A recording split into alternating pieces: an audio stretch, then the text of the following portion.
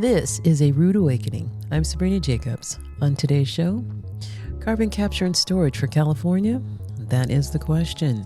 I'll speak to Ileana Navarro, policy associate with the Central California Environmental Justice Network, Stanford University scientist and policy fellow Tom Herspa, and Nina Robertson, deputy managing attorney for Earth Justice, to get some answers. But first, the news.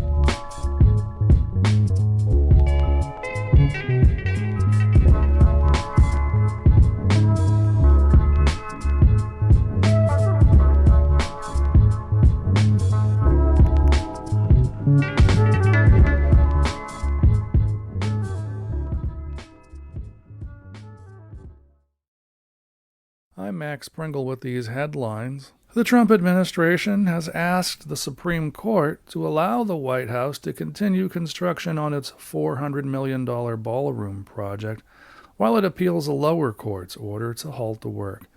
Trump's Solicitor General petitioned the High Court today to suspend last week's decision by a three-judge panel from the U.S. Court of Appeals for the District of Columbia Circuit. The divided panel ruled last week Trump must stop the White House ballroom's construction because Congress has not approved the project. The panel's majority said Trump doesn't have the unilateral authority to build a 90,000-square-foot ballroom where the White House's East Wing stood before he ordered its demolition last fall. Prices on Wall Street are hovering around their all-time high following the latest report on the economy to come in surprisingly weak. The S&P 500 added 0.1% today after setting its record the day before.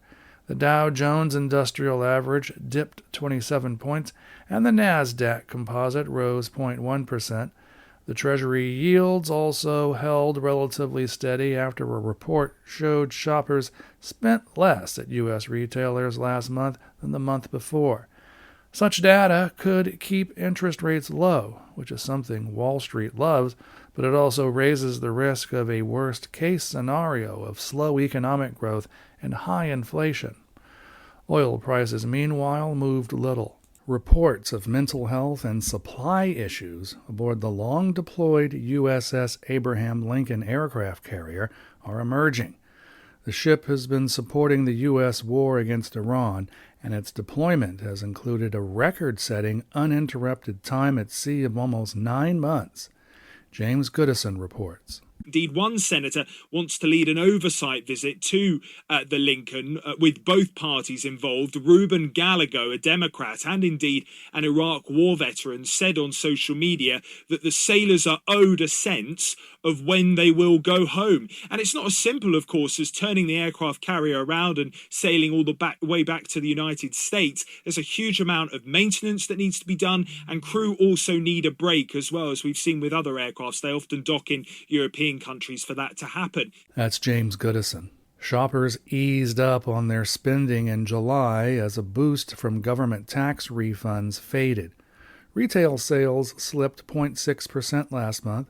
That's the biggest drop since May 2025 from a revised gain of 0.2%. That's according to Commerce Department data released today. There was a notable bump in spending in both April and May as Americans dipped into their tax refunds. Firefighters across Europe are battling multiple wildfires as another record-breaking heat wave grips the continent. Charles de Ledesma has more. Firefighters in central England, France, Italy, Spain and further east are struggling against multiple fires as a new wave of record-breaking heat bakes areas over Europe, a task further complicated by exceptionally parched landscapes. All 1,800 residents of the village of Gay in Germany's North Rhine-Westphalia state have been evacuated after a wildfire in a nearby forest threatened to reach their homes. And in Croatia, 14 people have been hospitalized, of whom 7 remain in life-threatening condition early Friday from a fire that raged overnight by the coastal town of Omis, forcing more than 1,000 people to evacuate their homes. And in Spain, historical artifacts have been swiftly removed from the monastery of San Juan de la Pena and taken for safekeeping as a wildfire advances on the site. I'm Charles de Ledesma. The United Arab Emirates is blaming Iran for firing drones at 2 tankers operated by a state-owned oil company as they sailed through the Strait of Hormuz. No one was injured, but the attacks underlined the dangers of navigating the critical waterway, now under threat by Iran. The British military's United Kingdom Maritime Trade Operations Centre said 2 vessels were reported to have suffered minor damage when attacked by drones while transiting the Strait of Hormuz. It did not identify them as the Emirati ships, but it appeared to be the same incident. The UAE's foreign ministry blamed the attacks on Iran and said they were a, quote, flagrant violation of the United Nations principles of freedom of navigation. President Trump's son-in-law and negotiator Jared Kushner will travel to the Middle East next week to try to advance plans for an end to the conflict in Gaza after a deal recently announced by the Trump administration ran into some Israeli opposition. An official with the Board of Peace, that's the body Trump established to oversee the fragile ceasefire in the Israel-Hamas war, said Kushner, Board High Representative Nikolay Mladenov, and Executive Board member and former British Prime Minister Tony Blair would arrive in Israel on Sunday for talks. The group will then travel to Cairo, where meetings of a Palestinian contingent set to assume control of Gaza under a U.S. brokered ceasefire deal have been taking place for the past several months. That's according to the official, who spoke on condition of anonymity because planning for details of the trip have not yet been finalized. Far-right candidate Nigel Farage has regained his seat in the British Parliament, beating a field of fringe candidates led by a trash-can-wearing comic, Count Binface, in a special election boycotted by the mainstream parties. They called it a farce. Farage is the leader of the anti-immigrant Reform UK party, and some see him as a possible next prime minister. He abruptly quit his seat in July amid an investigation into whether he failed to report a $6.7 million gift from an overseas crypto billionaire. He denied wrongdoing and ran again for the seat to prove he had the voters' support. According to results announced today, he regained the seat with 63% of the vote in the unusual election. Mostly sunny today in the San Francisco Bay Area, highs in the 60s and 70s, lows in the 50s. In the Central Valley, sunny today, highs in the upper 80s. In the LA area, partly sunny, highs around 80, overnight lows in the 60s. Those are the headlines. I'm Max Pringle on KPFA.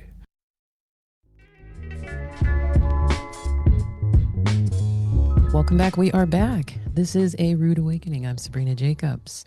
California is facing a big question. Can carbon capture clean up gas-fired power or keep fossil fuels in the mix for decades? California Resources Corporation says its new carbon capture project could help gas plants qualify as clean, firm power, opening the door to long-term contracts and state incentives. With electricity demand rising, especially from AI data centers, the decision could reshape California's energy future and create a major new market for the oil industry. So, good people, you and I will be spending an hour with a scientist, a lawyer, and a community activist doing our best to answer this question. Can carbon capture clean up gas-fired power or keep fossil fuels in the mix for decades? And today I'm joined by Tom Hirschbaugh, Nina Robertson, and Ileana Navarro. Tom Hirschbaugh is a policy fellow and a scientist at the Stanford Woods Institute for the Environment. He's also an associate staff scientist at SLAC National Accelerator Laboratory. His work spans many areas of the energy transition, including hydrogen, carbon capture, oil refinery closures, and industrial decarbonization. Tom, welcome to the show. Hey, thank you for having me. All right. Nina Robertson is a deputy managing attorney for the California Regional Office of Earth Justice, a nonprofit environmental law firm. Ms. Robertson work focuses on ensuring California's clean energy transition is effective and affordable. Ms. Robertson represents a wide range of clients in court and before California agencies advocating for zero-emission alternatives to fossil fuels. Ms. Nina Robertson, welcome to A Rude Awakening. Good morning. Thank you, Sabrina. Happy to be here. All right. And Ileana Navarro is a policy associate with the Central California Environmental Justice Network. Ms. Navarro is a graduate from the University of California, Santa Barbara, where she earned a bachelor's degree in environmental studies. And in her current position, Ms. Navarro represents frontline communities in the San Joaquin Valley. Based in Bakersfield, her work centers on air quality, fossil fuel operations in local neighborhoods, and climate policy, with a focus on carbon capture and storage projects. Ileana Navarro, welcome to A Rude Awakening. Hi, Sabrina. Thank you for having me. Really excited to be here. Yes, I'm excited to have you here. I'm excited to have all of you here because I have never covered carbon capture and storage, and I have been digging into this, and it's a scary thing that I feel is possibly going to happen, but that's what this conversation is going to be about. So, Tom Hirschbaugh, we're going to go ahead and start with you. Describe for the listeners what carbon capture and storage is and why it should give people pause.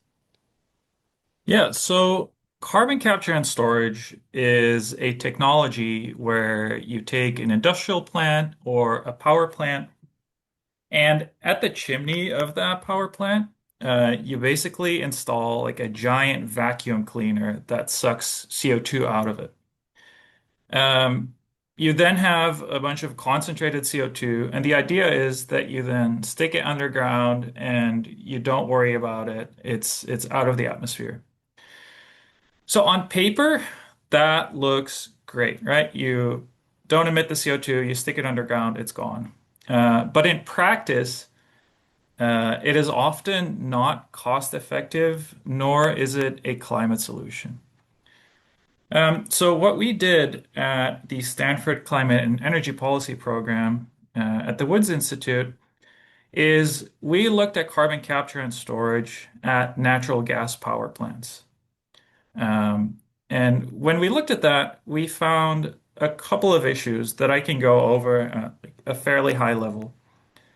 So the first issue is putting carbon capture and storage equipment on is very expensive. This can be a couple $100 million, right? Because you have a natural gas power plant and you're basically installing extra equipment on top of that to suck the CO2 out. Because that's very expensive, power plant operators rely on financial incentives from the government to install this carbon capture equipment. They're not just going to do it on their own because it's an extra cost for them. So to start, installing carbon capture equipment takes loads of public money to pull off. Now, on top of that, a power plant operator pays for this CO2 vacuum cleaner once, right? Because they have to build it once. But they typically only get this government incentive if they pull a lot of CO2 out of the power plant that would otherwise be emitted. Right? So this only makes financial sense for them if they run the plant often and then generate more CO2 that they can capture and then stick into the ground.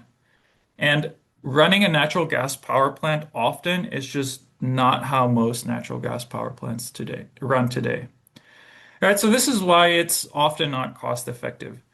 Now, the second part I'll get into really briefly is whether carbon capture is a climate solution. So natural gas plants, it's in the name, they burn natural gas. Natural gas is mostly made of methane, which is a greenhouse gas.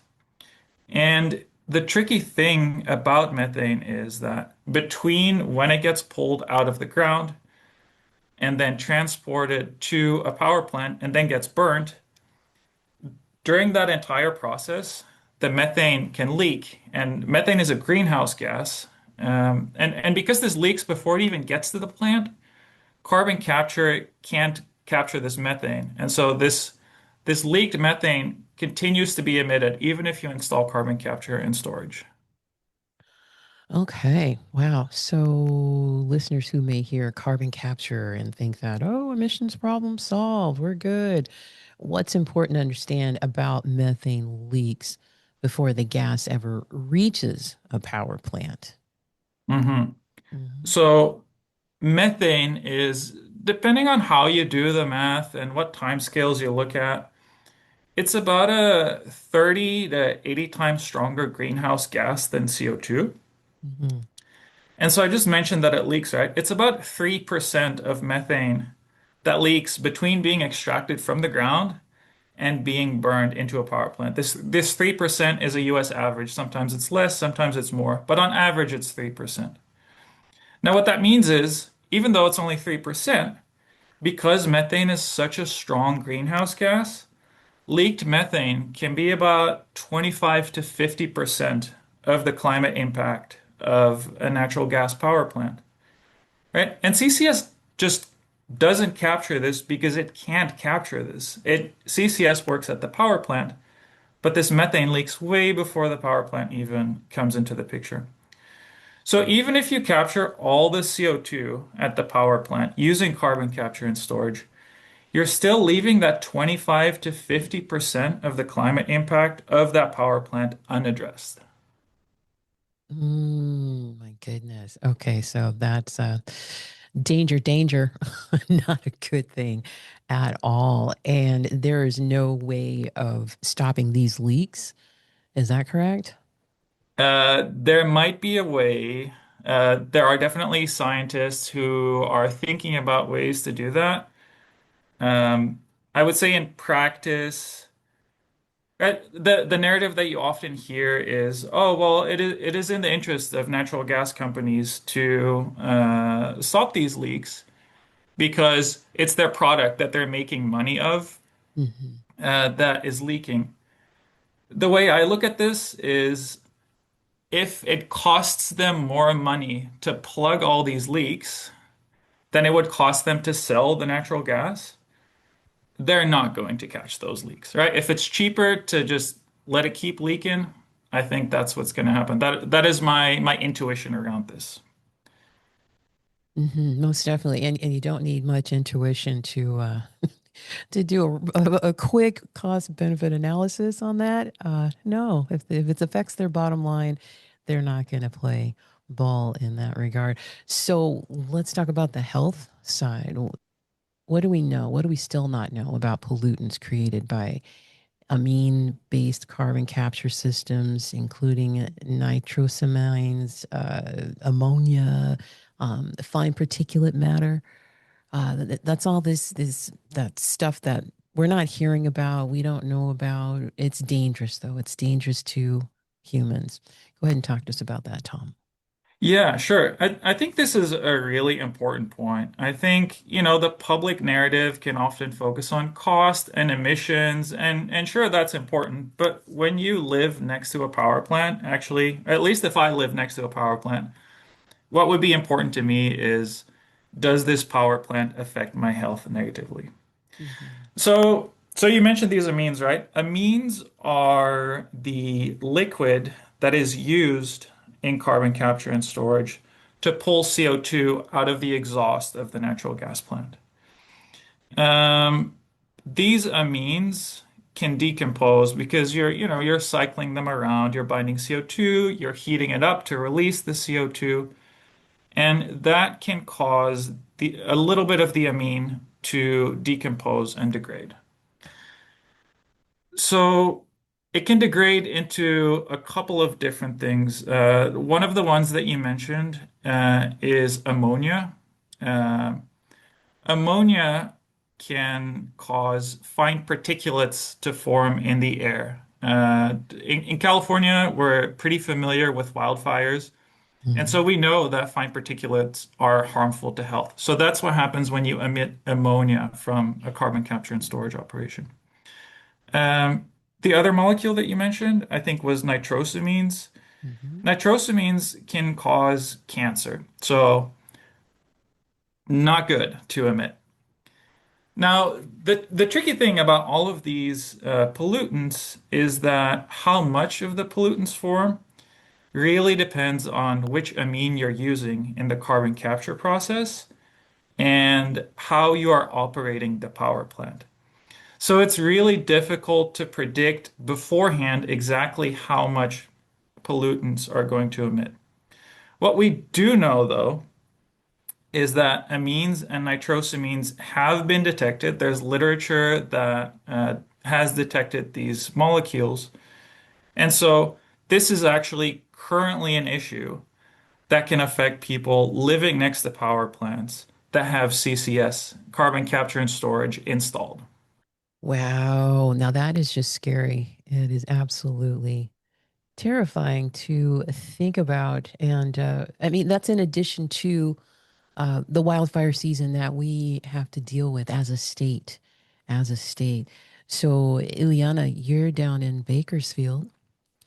Um, Talk to us about what type of pollution the communities that you represent for your organization, what are they living with already without this whole carbon capture uptick? Go ahead. Yeah, Sabrina, CCJN works with communities up and down the San Joaquin Valley, the Central Valley, where we have the worst air quality in the nation when it comes to particulate matter, such as PM 2.5 and PM10, which Tom touched on a little bit. And part of that is the geography as we sit in a valley that is surrounded by the Sierra Nevada mountains. So pollution gets trapped instead of being dispersed the way it might somewhere flatter or coastal, but most of that is also what we're putting into our air in the first place. We have agricultural operations, heavy traffic moving up and down the 5 freeway and Highway 99 that runs through the Central Valley, and oil and gas production. So for our communities, this pollution means growing up with inhalers in their backpacks, families having to stay indoors during bad air days, and farm workers having no other choice but to breathe the contaminated air every day during their workday. And our communities also struggle to access safe, clean drinking water. The water that we have is contaminated with arsenic, with E. coli runoff from dairy farms with pesticides. The Central Valley grows the food that feeds the nation, and that also comes with exposure to fertilizers and harsh chemicals that make that agriculture possible. A lot of the residents that we work with are also on small community water systems or private domestic wells that have never had the infrastructure investment that a city system would get. So contamination that would be caught and fixed quickly somewhere else can go on for years here. People are Mm. having to buy bottled water on top of already tight budgets or just living with the exposure because they don't feel like, they have another option. So for some households, that means a permanent monthly expense just to have drinking water. That should be a basic guarantee on top of everything else that they're already managing. And then there's the oil and gas piece. The Central Valley and Kern County specifically is home to some of the largest oil fields in California. That comes with constant methane leaks, flaring, and other emissions that pollute the air. In a lot of cases, we're talking about oil wells and processing facilities that are literally feet away from homes, schools, and parks, close enough that residents can smell it, and in some cases experience symptoms like headaches, dizziness, nausea. And we know this through the IVENT network that CCJN stewards. This is a reporting network where residents can call in environmental complaints, and then we connect them to the appropriate agencies that can respond to it. A lot of the complaints that we get are from residents living next to or near oil and gas infrastructure describing these symptoms. So when we talk about cumulative impact, that's really what we mean. It's not one pollution source, it's air, water, and industrial exposure all stacked on top of each other in the same communities year after year. And you really could not evaluate a new project in isolation from everything that this community is already carrying. Yeah, no doubt, no doubt. And we're talking about the agricultural heart of California, one of the main arteries, I should say, of the agricultural industry here in the state of California. It's Central Valley, and to just to continue to pollute on that level. It's not, I mean, it's the people, it's the environment, it's the air. I mean, it's all of it. So to continue it and there would be a considerable uptick. Am I right? If CCS, if carbon capture and storage is given the okay, then it's going to go through the roof, right, Ileana? Yeah, exactly. So Mm-hmm. for carbon capture, that would mean that you would continue gas infrastructure because in order for it to happen, you need that source of carbon to capture. Mm-hmm. Mm-hmm. Right, right, exactly. Ooh, my goodness, my goodness. Let's see here. So let's move on. Ileana, I'm going to come back to you. Nina Robertson. Talk to us about the policy side of things. What does a zero carbon or clean designation from the California Public Utilities Commission mean? Now, I just want to preface that question before you answer it. I did try to contact the CPUC. I was pushed off and told to talk to the California Natural Resources Commission. I think that's Secretary Crowfoot. That's his section. And I forget the other, the California California EPA, and did not get an answer from those folks. So talk to us about this zero carbon clean designation from the CPUC. What does that mean? Yeah, thanks, Sabrina. Well, I guess I'll first start off by just saying that the Public Utilities Commission in California is a really important agency. One of its core areas of responsibility, as many folks may know, is to make sure that our grid, our electric grid, provides reliable power to Californians. And it's also supposed to ensure that California transitions off of fossil fueled power. They need to do that because that's what the California legislature told them to do. We have really good laws in California that require California to reach 100% of zero carbon power by 2045. California also has a renewable portfolio standard, which requires California to use renewable resources to power the grid. And it has targets that it sets, for the grid over time. And it also has greenhouse gas reduction statutes that require us to, reduce our greenhouse gas emissions across the state and including for the electric grid. And the PUC needs to, manage all of that and meet those targets. And it has a really dedicated staff that's, doing this complicated grid planning Mm-hmm. necessary for the transition. And, I want to also say that there's been a ton of success. We are seeing massive deployment of clean renewable resources like solar, like wind. We've got massive deployment of energy storage, unparalleled in any other state. And this is all happening because of the momentum that we have from California law and policy. And it's happening despite these tremendous headwinds that we're facing, from the Trump administration. But unfortunately, some of this momentum is threatened by false solutions like fossil fueled power plants paired with CCS. The industry has been aggressively peddling this technology to state agencies, and they've been saying that gas power with CCS is clean and that it's zero carbon and that it's affordable. And if the PUC, we're hopeful that the CPUC will see through this deceit because the facts show that fossil fuel with CCS isn't clean and it's not zero carbon, as Tom and Ileana have explained.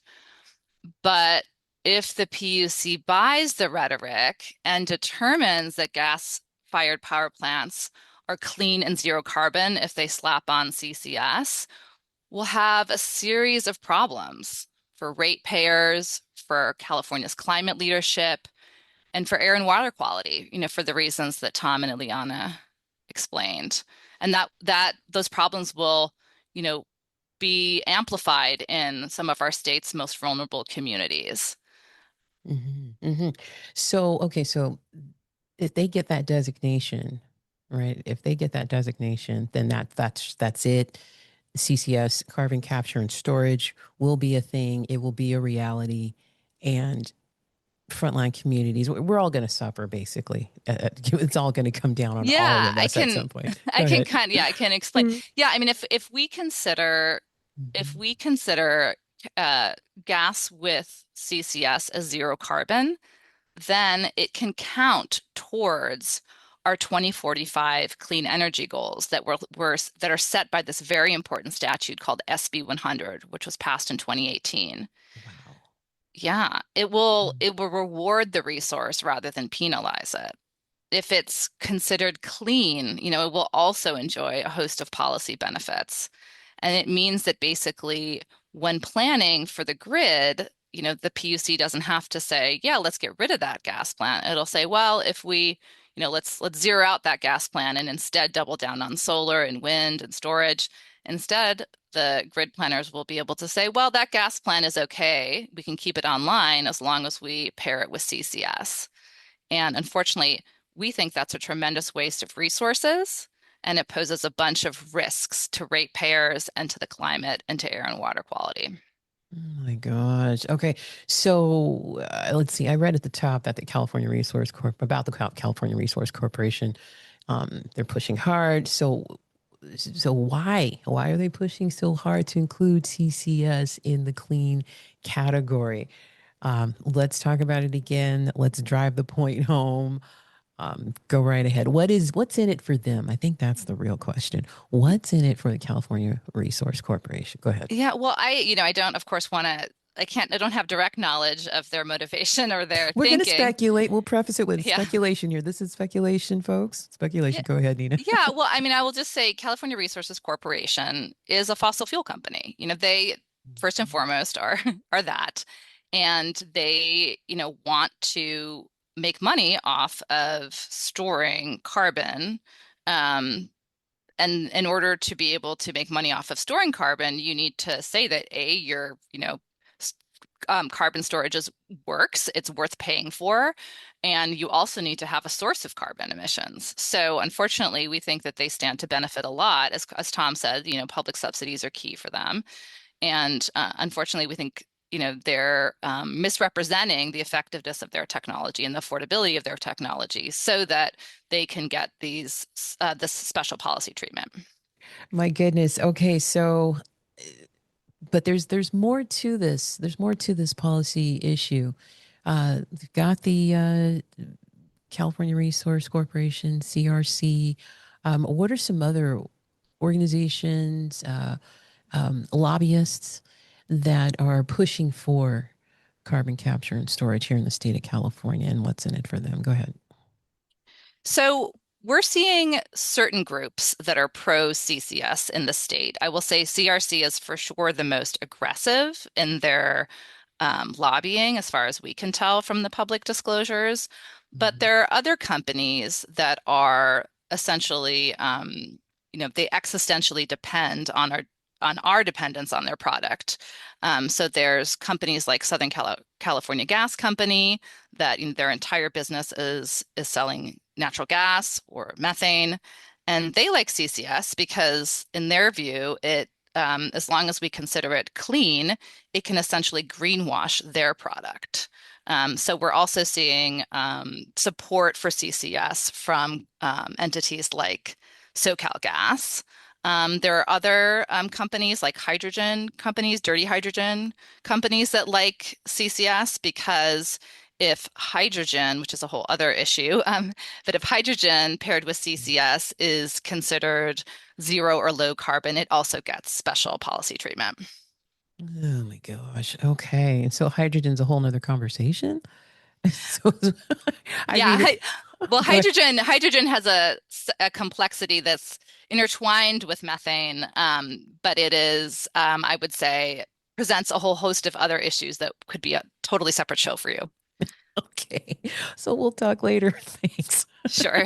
Oh my gosh, what a nightmare unfolding. But hey, we've got organizations like Central California Environmental Justice Network. Ileana, what is your organization, CCEJN, doing for the represented communities in the San Joaquin Valley? Yes, so we work in a few different ways. The first is community education and community organizing, which is really the foundation of everything else that we do. We prepare residents for public comment at state and local hearings, making sure that they have information in their preferred language, and that it's written in plain language instead of technical jargon that, most agencies tend to use. A lot of the people most affected by these decisions are also the people least likely to be able to sit through a 3-hour agency meeting conducted entirely in regulatory language. So we also try to close that gap by breaking down what's actually being proposed, what it would mean for their specific neighborhood. We provide transportation to hearings for community members who live in rural parts of the valley or who just don't have the means to travel into town for a county hearing. And really, our communities want to see and need carbon reductions today, not over a lifespan of a project that's promising results decades from now. And we're seeing that people can't afford to wait. And hope that CCUS technology fulfills its promises, especially when the track record of these projects meeting their own emissions, as we heard from Tom, is so uncertain.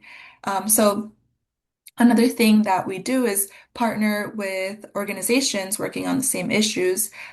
We have joined coalitions so that we can track what projects are proposing what and where they're being proposed, and which regulatory agency has a jurisdiction because that landscape can shift project to project, and it's not always obvious to a resident which agency to even direct their concerns to, especially when one single project might have CARB, Office of State Fire Marshal, the local air districts all having jurisdiction at once. So being in coalition also means, we're not duplicating efforts, and we can pull resources from different organizations, like for comment letters and for legal review. And then we can present a more unified front as well. Thirdly, we also guide residents to the state capitol in Sacramento. We've taken trips with residents on a big old bus, and they've taken their time off work to come with us and to speak directly to legislators writing the laws that govern CCUS. And we make sure that community protections are actually built into legislation rather than added after a bill is already moving. There's a huge difference when a legislator gets to meet with a person rather than reading a letter and being able to sit across from someone whose family has lived next to an oil field for 3 generations.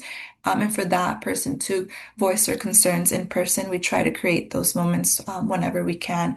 But it does become difficult since it is a really far drive for us. But CCGen is also leading advocacy or has led advocacy for the Senate Bill 614, which tasked the state fire marshal in creating the first set of state regulations specifically for carbon dioxide pipelines. We put together comment letters, gathered signatures from our coalition partners, and gave public comment at the advisory committee meetings as the rulemaking moved through multiple draft versions. That work did win some provisions in the final regulations, including a requirement for community notification in the event of a carbon dioxide leak, and a requirement that emergency responders be properly equipped to respond to one. We're still tracking gaps in the final rule. There's a lot of things that were included that we did ask for, including a requirement for odorant and colorant that would let people actually know a leak is happening, but that they would be able to see and smell, since CO2 is colorless and odorless. Also, weak siting standards for where new pipelines can be built relatively to homes. And there is an absence in the final rule of independent third-party monitoring to verify that operators are actually reporting the leaks accurately. And lastly, CCJN has also been tracking the work of the Air Resources Board under the Senate Bill 905, which is developing the regulatory framework that will govern CCUS projects statewide. CCJN, along with other partner organizations, prepared a comment letter and then met directly with the CARB chair. And our concerns are really organized around a handful of core themes, including self-policing problems. So, how these projects would be monitored, meaning the same companies operating the projects would largely be responsible for reporting on their own compliance. And we don't think that that has worked. We've seen it not work with oil and gas operations now, and we don't want it to continue with carbon capture and sequestration. Also, the mismatch between short monitoring timelines and the 100-year statutory framework that these projects are supposed to guarantee for carbon sequestered underground. And this isn't um, abstract to us. It's really playing out right now for California Resources Corporation. Their project Carbon TerraVault 1 at the Elk Hills oil field in Kern County has already begun injecting carbon dioxide. So the regulatory framework that CARB finalizes under SB 905 will directly shape that oversight, if any, exists for that project and others like it going forward. I am absolutely impressed with CCEJN. That's the Central California Environmental Justice Network. And I know that your organization works in coalition with other organizations. Can you give us your website? What's the website for CCEJN? Yes, it's just ccjn.org. CCEJN. All right. CCEJN.org. CCEJN.org. Any leaders out there, community leaders out there want to work with Ileana's organization, they are open to it, especially making those trips to Sacramento. Very, very, very important. So let's hear. So how can what's some tips that you can give to the listeners now? How can people let the CPUC know, let these governmental organizations, agencies know that they don't want carbon capture included in the state's definition of a renewable fuel? Go ahead. So while the CPUC implements renewable gas standards, there is the broader environmental definitions and certification for clean fuels, and the oversight for CCS is specifically managed by CARB. And CARB does Mhm. hold both virtual and in-person board meetings where the public has opportunity to comment and provide feedback. So there is a meeting happening and scheduled for September 24th where I will be attending, and carbon capture is planned for discussion on that agenda. So people can access that meeting by going to www.arb.ca.gov and search for board meetings where the agenda, meeting materials, and instructions for submitting public comment will be up. Whether it's written or in person, that all will be posted in advance. So even a short comment on the record saying you don't think carbon capture belongs in definition of renewable fuel or you don't support carbon capture, that becomes part of the official record and gets referenced by staff and board members as they weigh these decisions. All right, very, very important. Empower, empower, empower. So let's see here. I'm going to start. Go back to you, Tom Hertzbach. Um, do you have any comments for anything that you've heard from the other guests, from Ileana or from Nina? Yeah, sure. I think one point that I think both of them brought up is that these incentives can keep natural gas power plants on for longer. I think that's a really important point to drive home because when a power plant operator makes this big investment for installing this carbon capture equipment, they're going to want to recoup that investment, right? They just spent possibly hundreds of millions of dollars, and they need to make that money back because that's their job. Um, so I think that's a really important part that bears emphasizing. It can sound a little esoteric, like why would this keep it up longer? But when you build carbon capture equipment, the expectation, I think, for a plant operator would be that it's going to be online for decades. That means that those climate emissions can continue for decades. That means that they can take this public incentive for capturing carbon for decades. And it also means that the pollutants that are harming these people that live around the power plants are going to continue for decades. So I think that's a really important point to emphasize. Most definitely. Let's see here. I have a question. One more question relating to the cost analysis, but I'm going to hold off on that.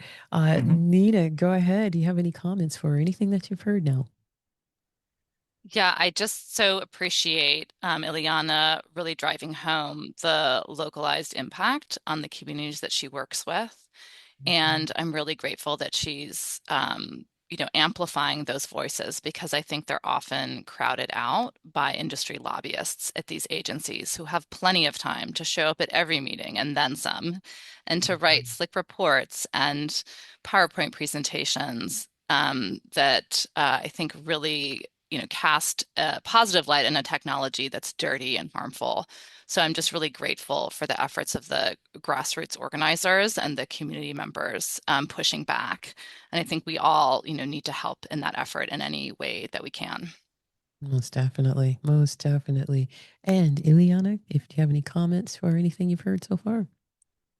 Yeah, I think something that Tom said too about CCS on paper sounding great. And I agree because I can see the appeal. I mean, in a perfect world, it could work, but unfortunately, we don't live in a perfect world, and we live in a world where the people living next to these facilities have been the ones to bear the burden for so long and are going to be the ones absorbing the risk. Well, the benefits, if we see any, will be delayed and often will go to someone else, a corporate someone else. And, statewide reports never really reflect what's actually happening at the neighborhood level. No, they do not. They absolutely do not.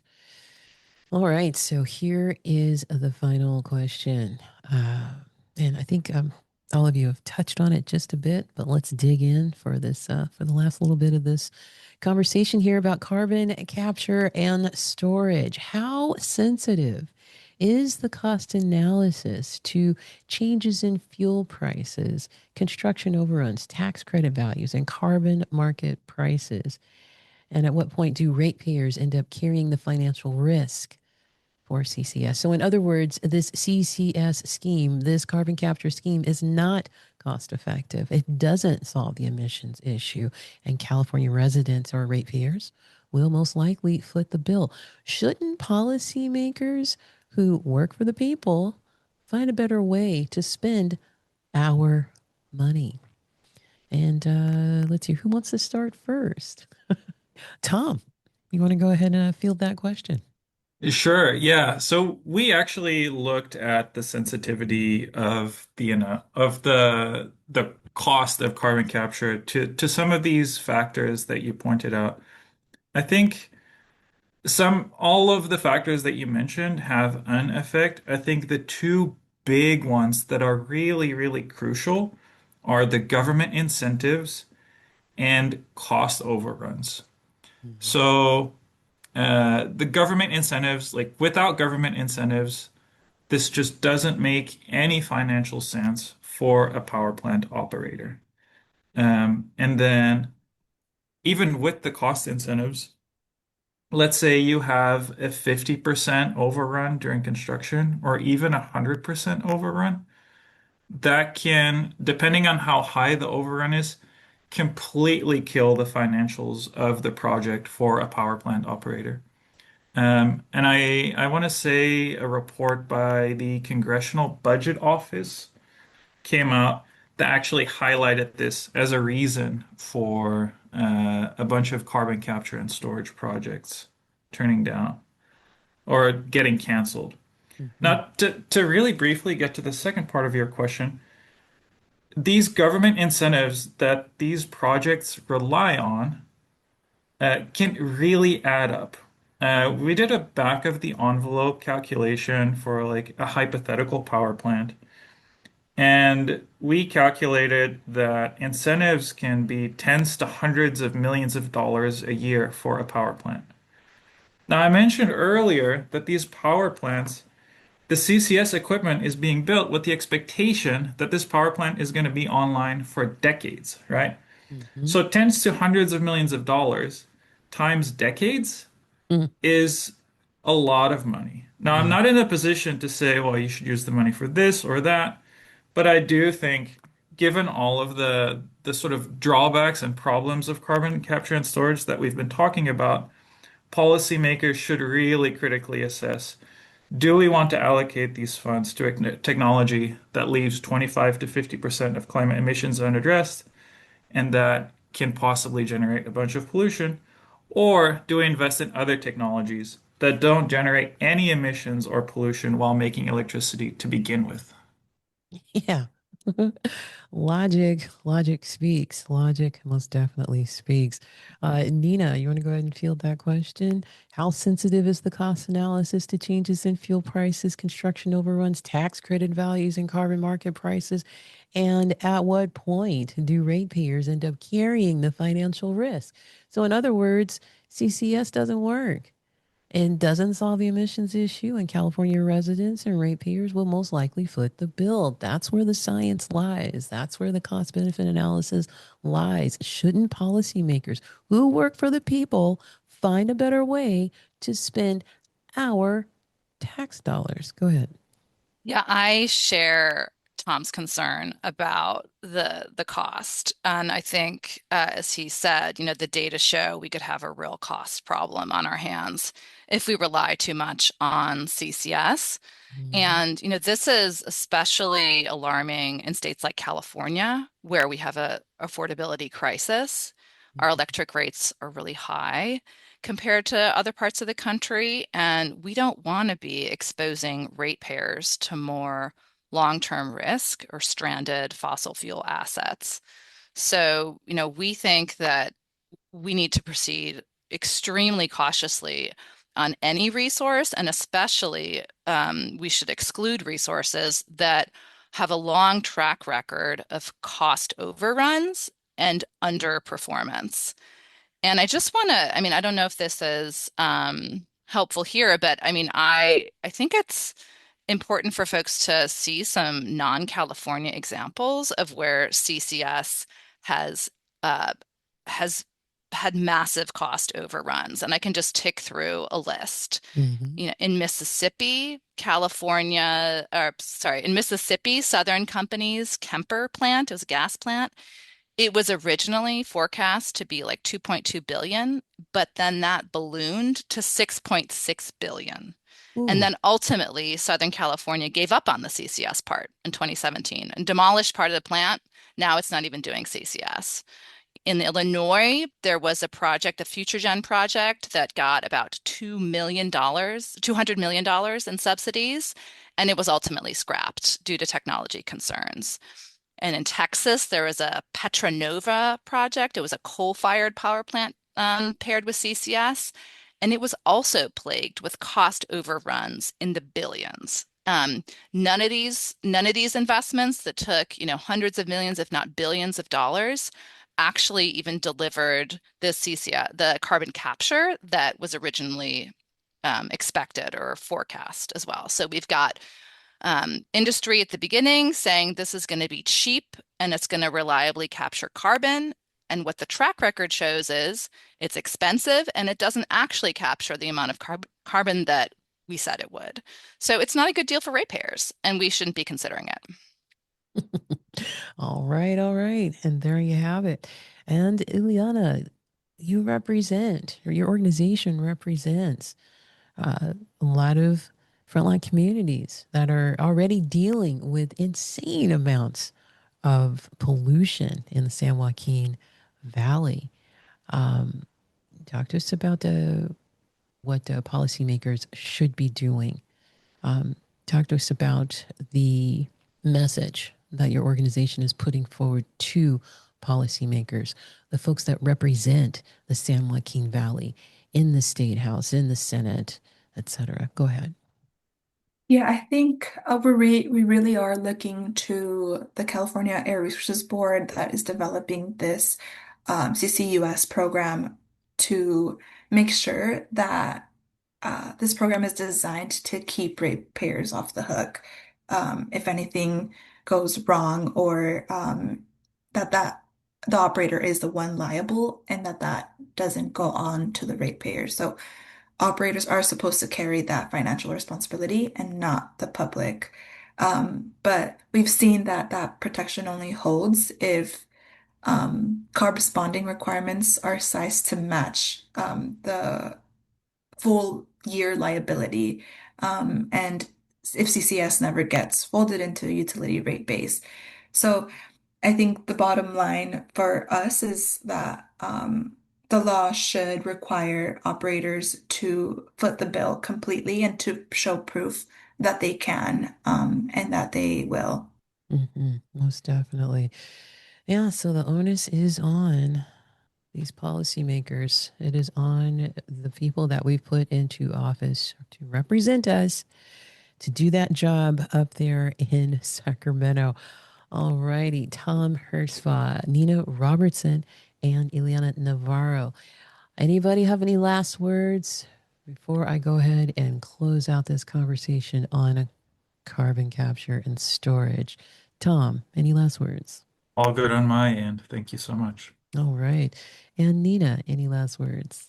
Yeah, I'd like to end on a positive note. As I started off saying, California is a beacon of hope for the clean energy transition still. We've got rollbacks happening left and right in states and at the federal level. And California is sticking to its climate goals. It has really good state laws that require a transition off of fossil, that require us to minimize pollution in disadvantaged communities. We have got the foundation and we've got the momentum. As I said before, we, are experiencing clean energy resource deployment at record levels. So we can do this. And I really think that we need to emphasize that and the importance of doubling down on zero emissions clean technologies like solar and wind, and not let CCS paired with fossil fuel generation distract us from where we know we need to go and where we know we can go. Indeed, indeed. And Ileana, any last words? I have to agree with Nina that, we know we have solutions that work right now, and we know what can reduce real carbon emissions. So communities will really benefit the most from these nature-based solutions and from what works and what we know works, instead of investing in something that, we're not sure of and could have a really huge impact on communities. Indeed, folks. The kind of, sort of, maybe, woulda, coulda, shoulda, you can't gamble that with people's lives. That's just my opinion. Advocacy journalism at its best here on A Rude Awakening, the Climate Crisis Show.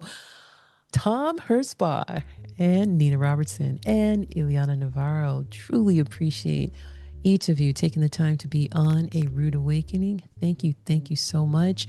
All pertinent links will be on the show description page for A Rude Awakening at kpfa.org.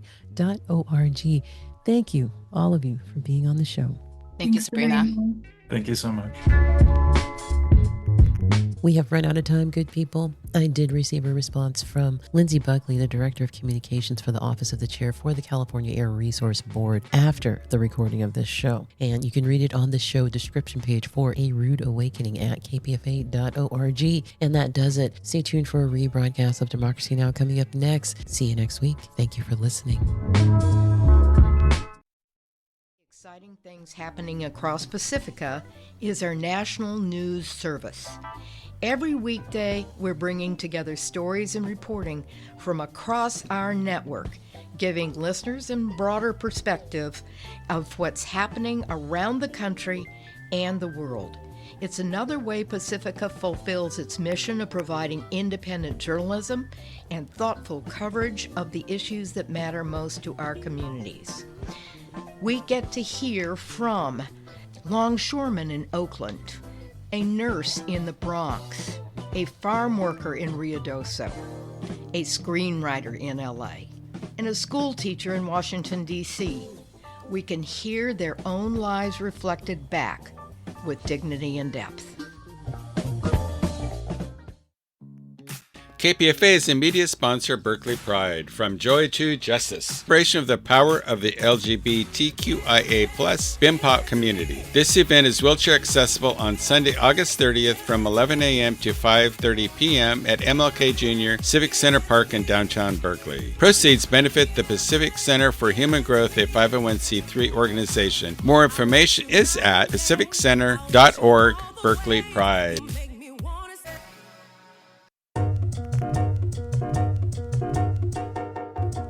KPFA paid staff is associated with the Communications Workers of America, CWA Local 9415. This is 94.1 KPFA and 89.3 KPFB in Berkeley, 88.1 KFCF in Fresno, and online everywhere at kpfa.org. KPFA.